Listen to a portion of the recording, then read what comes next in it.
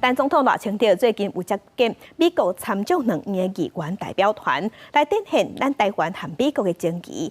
中国5月19日下晡，佮派出军机来扰乱台湾。学者就分析讲，中国解放军除了要反制美国支持台湾，嘛要演练对海空封锁咱台湾。中华民国空军广播为台湾西南空域高度5800公尺的中共军机注意。你已进入我空域，影响我飞行安全，立即回转脱离。台海情势加悬，29下晡3点20开始，中国小连续派出主副战机扰乱台湾，空军战机紧急升空反制。各位以行动大力支持台湾，我要表达最诚挚的欢迎跟谢意。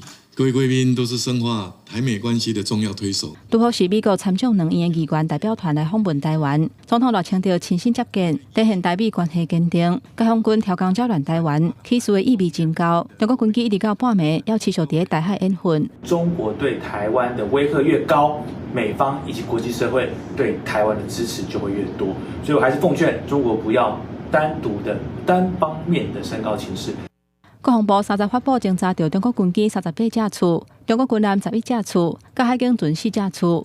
其中28架次的中国军机走入来咱国北部甲西南空域，离家人差不多39海里。观察中国军机的路线，兵力集中在台湾的南北边互相支援，想要控制国际水路，而且若像演练阻挡其他的兵力进入作战区。在北海岸的天宫部队实施红点阵备，锁定解放军。有学者分析，中国目标想要封锁台湾，嘛对挺台湾的美国释放政治信号。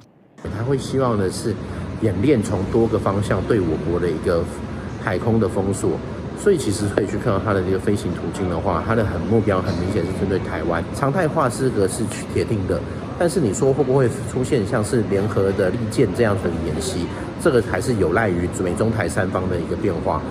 针对中国联合演习，范围挖进咱国的离岛。参谋总长梅家苏29专工去台海上前线马祖试岛，为免官兵捍卫北平的边界。有学者认为讲，解放军台海军演常态化是无法度避免。